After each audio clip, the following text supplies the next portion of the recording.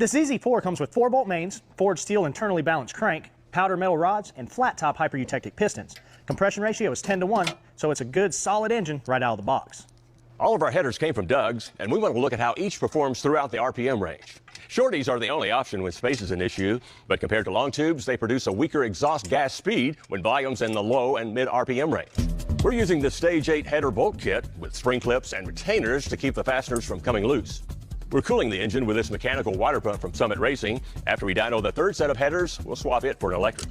To feed the ZZ, we're putting this dyno-proven Holley 750 double pumper back into service. Shorties can be ideal for high RPM race engines that produce large amounts of exhaust gas discharge, all thanks to large diameter tubes that get more volume out of the cylinder. And they did, 328, 372. We're giving these Tri-Ys a shot next. Their design is basically 4 primary tubes that feed into slightly larger secondary tubes that both feed into this single collector.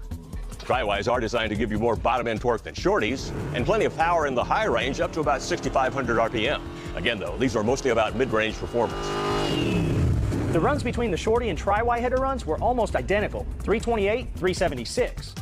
The bright white line is the Tri-Y, the light gray is the Shorty. Now the Tri-Y did better through the low and mid-range, but at about 4,100 RPM, the Shorty took over all the way to about 5,300. The Tri-Y took back over from that point and gained about 2.5 foot-pounds throughout the run. At low to mid RPM range, the best way to maximize your scavenging effect is to move the exhaust out of the engine as fast as possible. Long tube headers with their longer primary path, 28 inches or more, and their narrow diameter allow gas to leave the cylinder with more speed, with more time to gain velocity before it hits the collector. 330, 376. Now here's the graph of the Shorties, the Tri-Ys, and this dotted line is the long tubes. Now from about 3,200 RPM, the long tube takes over but drops slightly under the Tri-Y at about 4,100. It picks back up steam and runs out the entire RPM range better than the Shorty or the Tri-Y.